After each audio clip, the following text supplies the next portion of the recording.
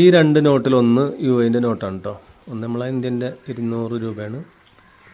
ഞാനിപ്പോൾ ഇതോടെ പറയാൻ കാരണം ഇന്നലെ 5 തിരിച്ചു പോയി.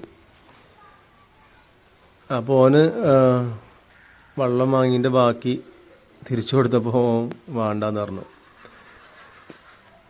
നമ്മൾ എയർപോർട്ടിൻ്റെ വാതിൽ കടക്കുന്നതോടുകൂടി അല്ലെങ്കിൽ ഏകദേശം നമ്മൾ ഇവിടുന്ന് വീട്ടിൽ നിന്ന് ഇറങ്ങി വണ്ടി കയറുന്നതോടുകൂടി തന്നെ നമ്മളെ പൈസ ഇന്ത്യൻ്റെ മണി എന്തോ പോലെ ഒരു അസാധുവായ മാതിരി തോന്നുന്നു നമുക്ക് പെട്ടെന്ന്. കാരണം അതുകൊണ്ട് പിന്നെ യാതൊരു ഉപകാരമില്ലാത്ത പോലെ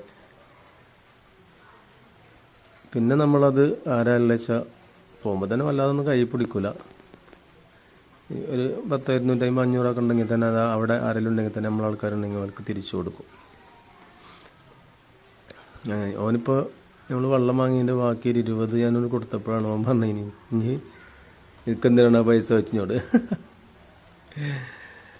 അപ്പോൾ അങ്ങനെ നമ്മളെ ചെറുക്കം പോയിട്ടോ.